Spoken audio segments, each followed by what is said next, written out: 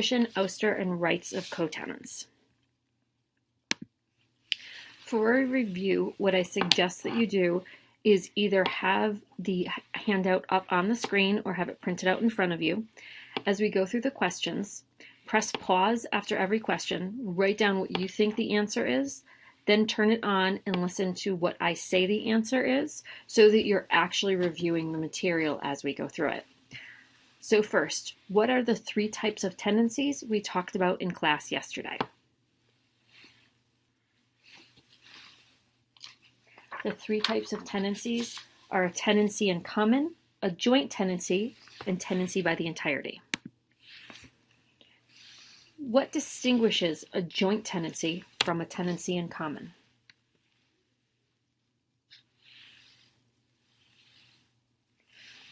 A joint tenancy can only be formed if all 4 unities are present. A joint tenancy has the right of survivorship. A tenancy in common does not need the 4 unities, does not have the right of survivorship, and a tenancy in common can allocate any amount of or share between the different tenants. So a joint tenancy, you must have equal shares, 25, 25, 25, 25, 50, 50. A tenancy in common can have 1% and 99%. It does not need to be equal shares. What are the 4 unities necessary to form a joint tenancy?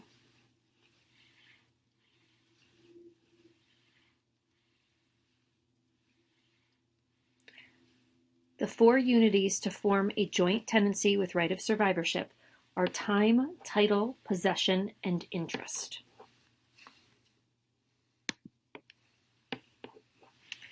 How can a joint tenancy be severed? We're actually going to learn more about this today.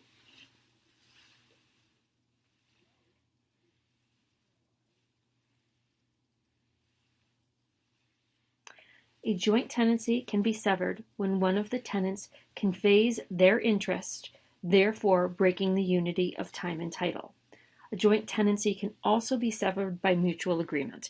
2 joint tenants can get together if they own 50-50 and say we no longer want to be joint tenants with the right of survivorship, we would like to be tenants in common, go to a lawyer, have a straw man transaction, break the joint tenancy, and then have a tenancy in common.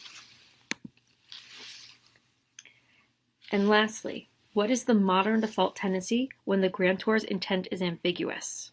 And why is this the default tenancy?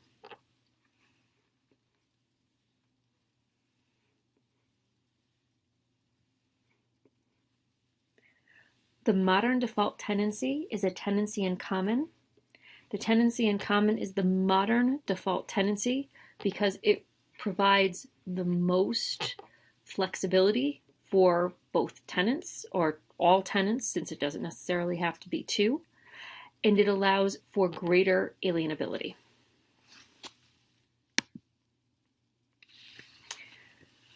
So concurrent tenancies in partition. What happens when you have a concurrent tenancy and you have a disagreement between the 2 tenants about whether they want to sever in kind or whether they want to split the tenancy by proceeds? So first off, a partition is just ending the co-tenancy either in kind or through the proceeds. A partition in kind is when you split the land between the 2 tenants per whatever their shares are. So say you have a 50-50 split. It is 50% of the land to one person, 50% of the land to another. A partition by sale is splitting the proceeds. So it's selling the entire estate and splitting the proceeds along the lines of whatever the shares are. So again, if you have 2 joint tenants or co-tenants and they own 50-50, partition by sale would sell the entire land, give 50% of the proceeds to one tenant, 50% of the proceeds to the other tenant.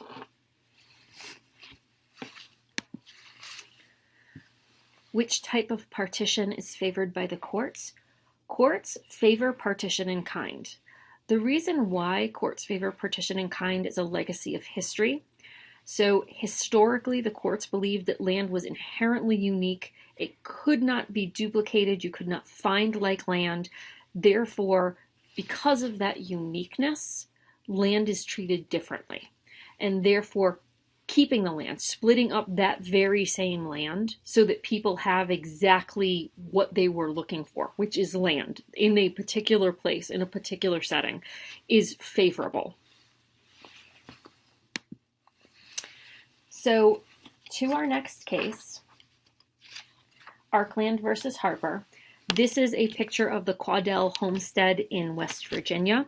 As you see, we're not talking about a multi-million-dollar mansion. We're not talking about Tara, a mansion from Gone with the Wind. We're talking about a very, very simple home in rural West Virginia.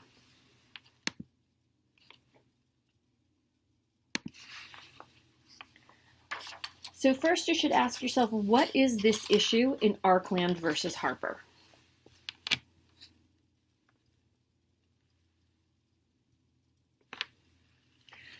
Your issue statement for this case should state something like this. Must economic concerns be the determinative factor when looking to partition land by sale against the will of co-tenants? So again, your issue statement should be something similar to this. Must economic concerns be the determinative factor when looking to partition land by sale against the will of co-tenants?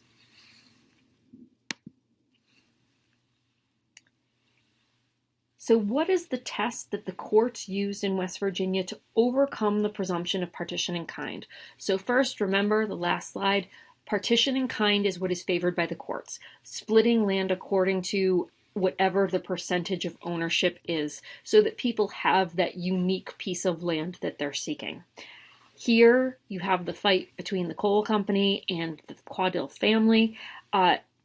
The coal company seeking to overcome that presumption because it was not cost effective for them. So the court comes up with a test to say, to overcome this presumption that we want partition in kind, you have to meet these three things. The party desiring to compel partition in kind must demonstrate, 1, the property cannot be conveniently partitioned in kind. 2, that the interests of one or more of the parties will be promoted by the sale, and 3, that the interests of the other party will not be prejudiced by the sale.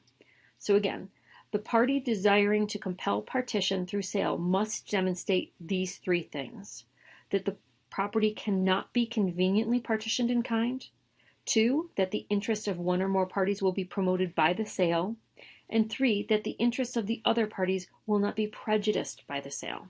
I believe this is on page 388 of your textbook. So looking at the procedural history of the case, how did the West Virginia trial court decide these issues? The trial court decided to allot the house in the bottom land to the Caudell heirs would prejudice Arkland. 2, that the home site and the bottom land were integral to establishing fair market value of the land.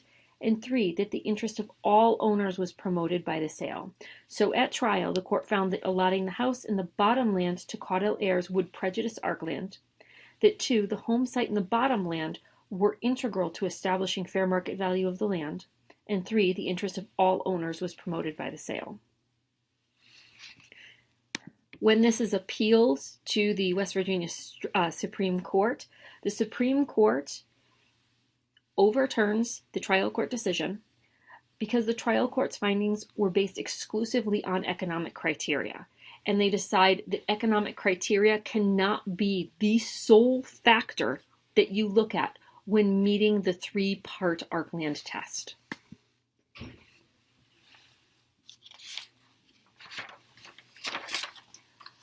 So what factors should the court look to when deciding if land should be partitioned in kind or by sale? The court still looks at the 3-factor test, but when you are looking at that 3-factor test, you should look at it as a balancing test, and you should look at things that are outside of economic criteria, such as long-standing ownership, sentimental or emotional interests. Sentimental or emotional interests should be a weighted factor, even if some economic inconvenience to the party seeking a sale would result. Again, sentimental or emotional interests should be weighted in that three-part test, even if some economic inconvenience results to the party seeking the sale. So, what does the Supreme Court decide? Well, the holding in this case is that in a partition proceeding in which a party opposes the sale of a property, the economic value is not the exclusive test for deciding whether to partition in kind or by sale. In a partition proceeding in which the party opposes the sale of the property, the economic value is not the exclusive test for deciding whether to partition in kind or by sale. Therefore, the Caudill family that doesn't want the sale to go through to the coal company wins on this, because the court says when we apply this three-factor test, we need to factor in emotional or sentimental value, not exclusively the economic value of the land. So what policy rationales does the court mention regarding the preference for partition in kind?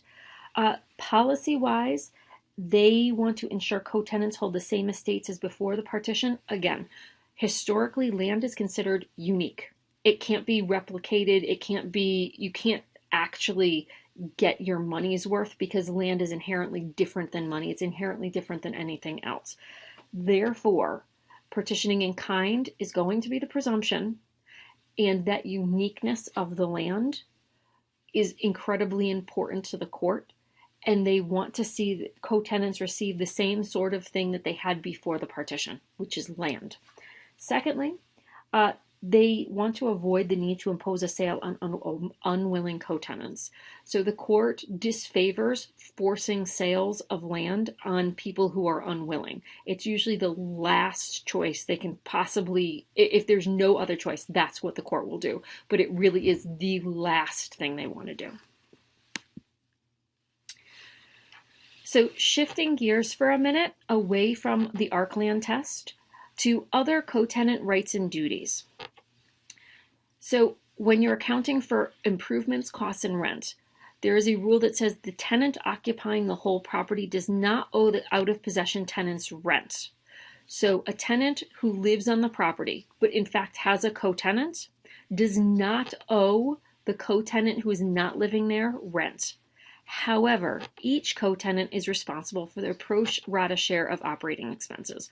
What are operating expenses? Operating expenses can be a mortgage, but it is definitely taxes. It is definitely any improvements that are required in order to keep the place habitable. It is any requirements that are required by law. Those are going to be considered operating expenses. Those, even if you're out of possession, if you're the co-tenant out of possession, you still owe your pro rata share of those operating expenses. The second rule you should know is that each co-tenant who derives rents or profits from the land owes his co-tenants a proportional share of the profits derived from the land. So what does this rule mean? Each co-tenant who does something with the land that gets a profit. That could be that they rent it out. They actually rent the land to someone else.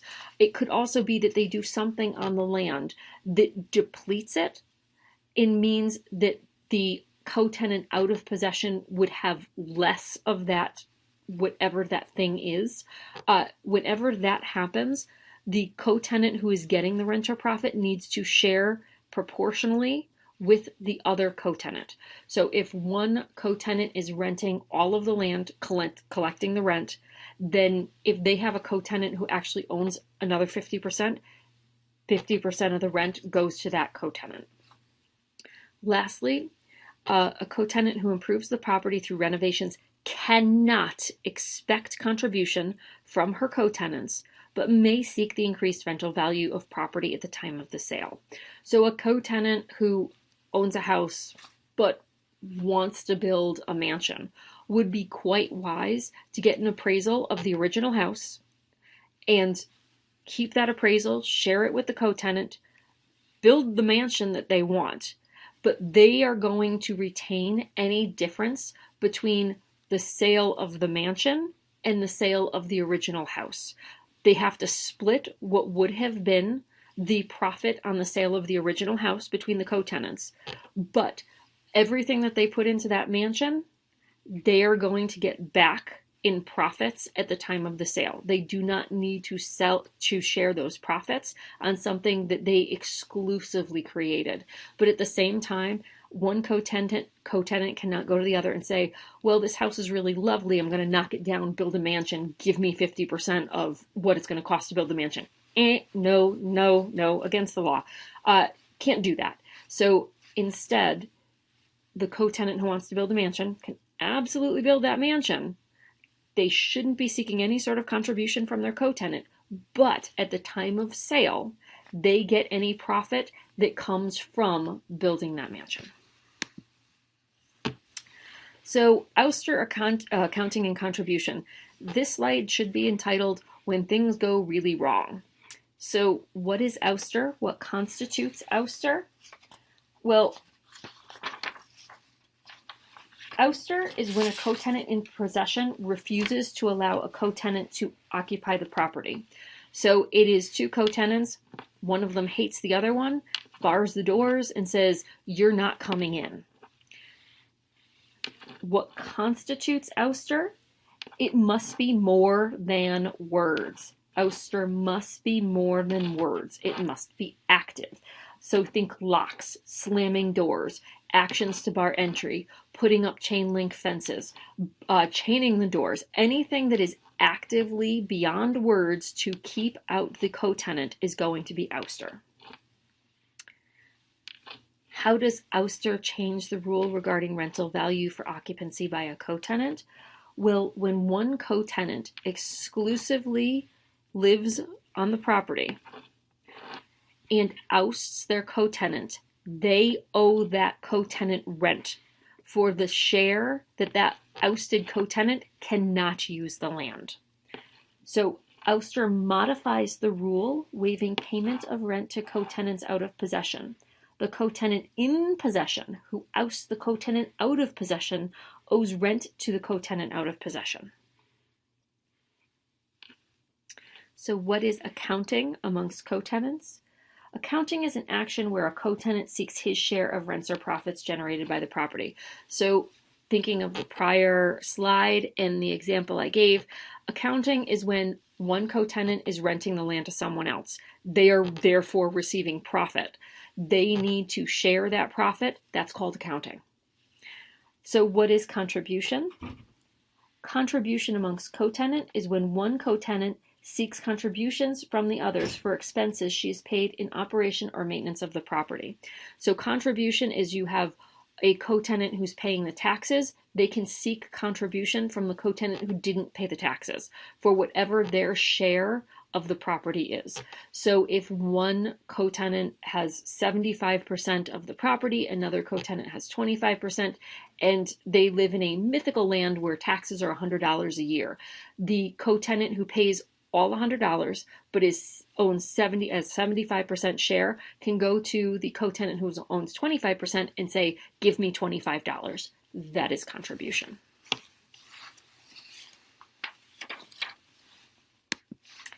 So the ARC-land test is really important. That 3-point ARC-land test, very important. You should know it. It should be on your, you should either memorize it or you should have it in your outline for the final. So how do you use the ARC-land test to show that land should be partitioned? So 2 examples. D purchases a 90% interest in Greenacre. D wants to transform the property into a large factory making computer chips. The factory would increase the property value by 50% and provide needed jobs in a poor community. E holds the 10% interest. He has lived on the land since birth and intends to stay indefinitely. The land cannot be easily divided, but it is possible. If E is forced to sell, he will be forced to leave the area because he will not be able to afford a new parcel.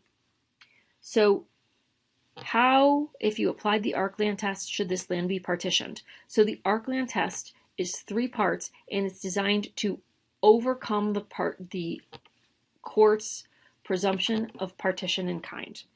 The first element of the test, can this land be conveniently partitioned? No. It says that it cannot be easily divided, therefore it can't be conveniently partitioned in kind. 2. Are the interests of one or more of the parties promoted by the sale? Yes, D's interests would be promoted by the sale. 3. Are the interests of the other party not prejudiced by the sale? This factor is not met. E's interests would be prejudiced by the sale.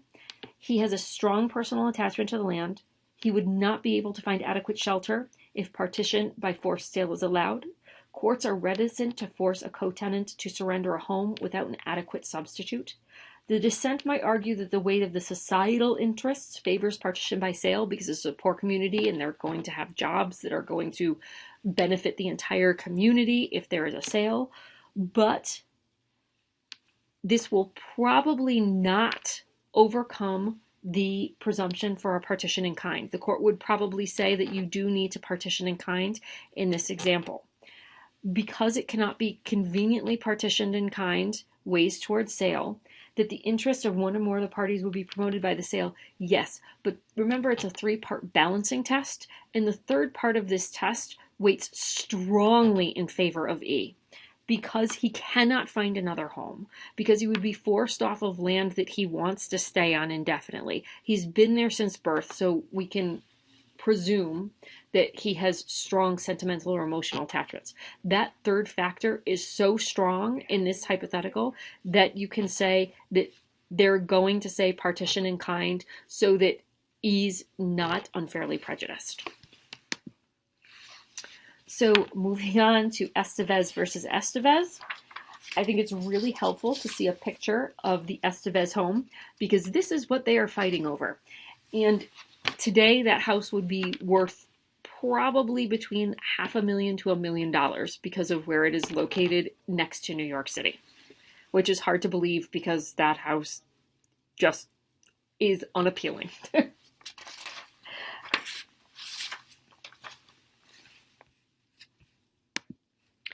So what is the issue in Estevez versus Estevez? The issue here is, do co-tenants have a duty to split costs evenly? So what are the relevant facts in Estevez versus Estevez? The Estevez parents and son purchased a house in 1980 for $34,500. Each contributed $10K to the down payment with a $14.5K mortgage. They took as tenants in common.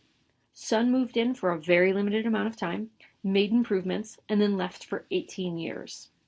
While in possession, the parents paid a total of $61,800 in operating costs.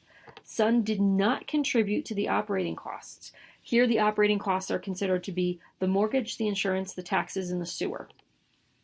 The house is sold for a profit of $114K, or the house sold for $114K in 1998, $94,000 in profit. So why isn't this ouster? Well, this isn't ouster because the parents never barred the son from coming on the property or even living in the property. The son just chose not to live in the property. Exclusive use of property is not ouster. Ouster requires an act of exclusion, and there is no evidence in this particular case that the parents ever barred the son from living in the house or coming to the house. He simply did not live there.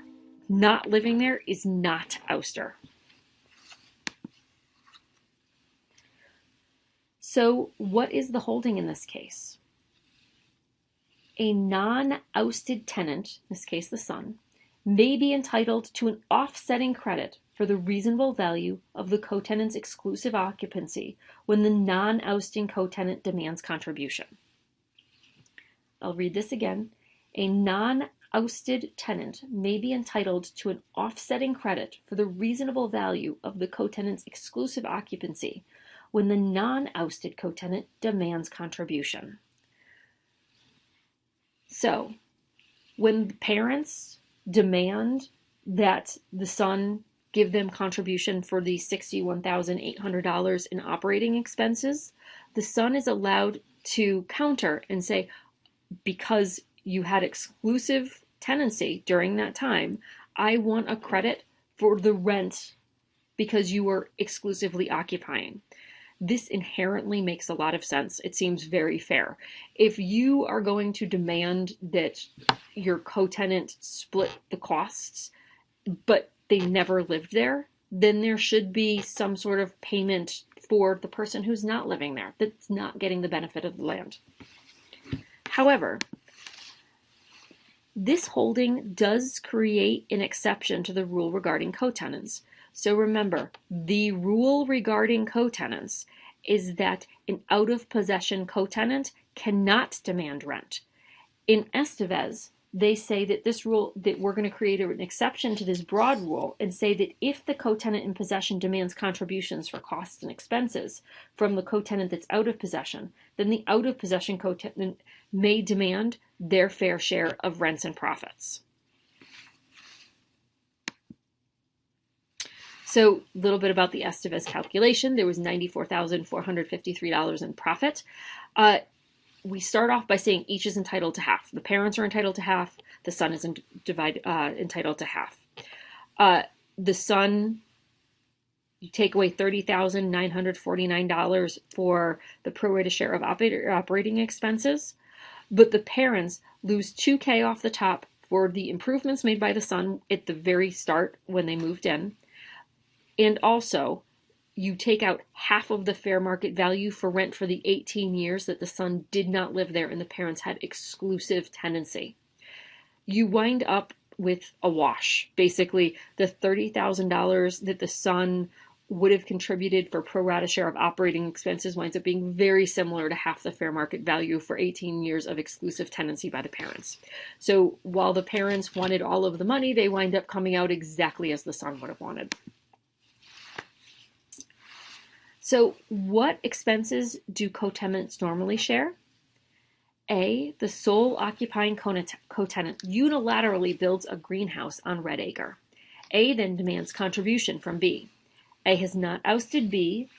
Does B need to pay A?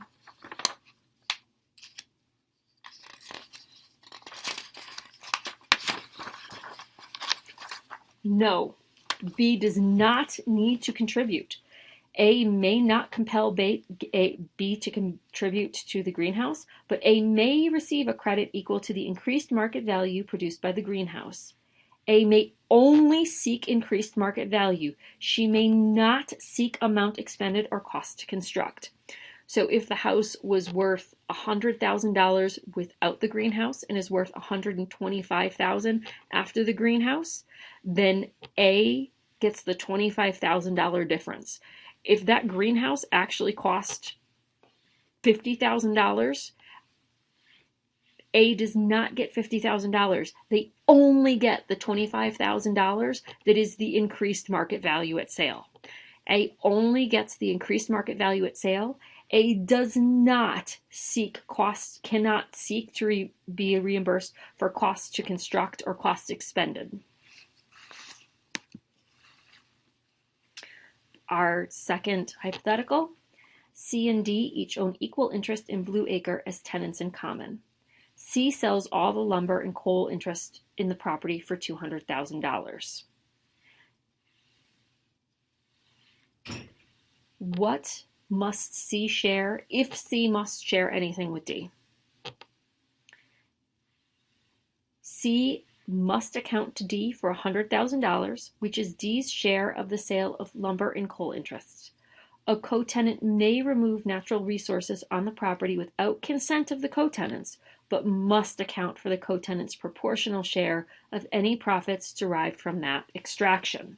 So again, a co-tenant may remove natural resources on the property without consent of the co-tenants, but they must account to the co-tenants for proportional share of any profits derived from that extraction.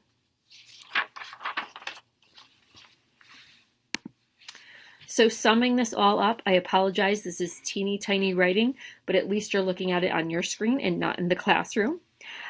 This is a summary of joint tenancy and tenants in common before we move on to tenancy by the entirety on Friday.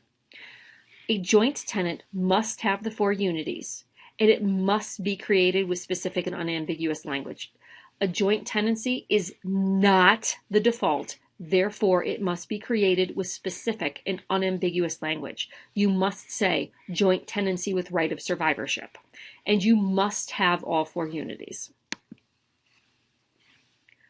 When one party to a joint tenancy leases their interest in the land for a period of years, the lease does not necessarily sever the joint tenancy.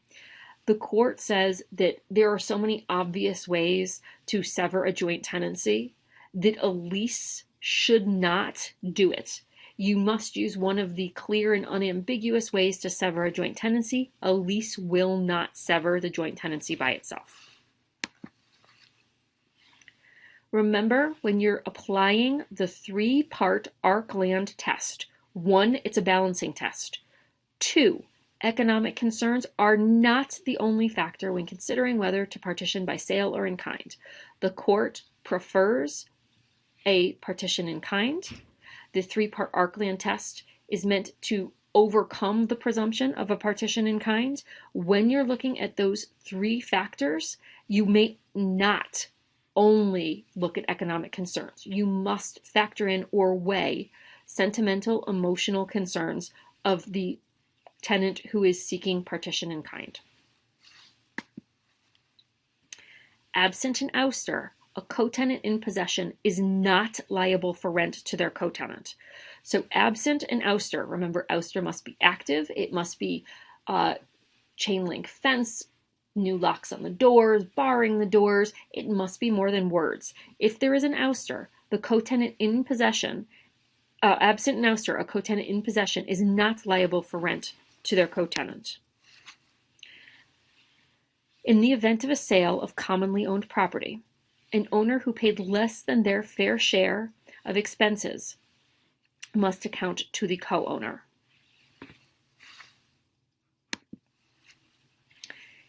And this is the Estevez rule. If a co-tenant in possession demands contributions towards expenses, the out-of-possession co-tenant receives a credit towards the value of occupancy. So if one tenant is exclusively occupying the property and demands operating expenses from the out-of-possession co-tenant, the out-of-possession co-tenant can in turn seek the fair share of rent for the property they're not occupying but have the right to occupy. So the last rule here is actually a summary of Estevez, and it is an exception to the broad rule that absent an ouster, a co-tenant in possession is not liable for rent to the co-tenant. And with that, that is the very end of our online lesson. If you have any questions, please email me anytime, and I will see you guys on Friday.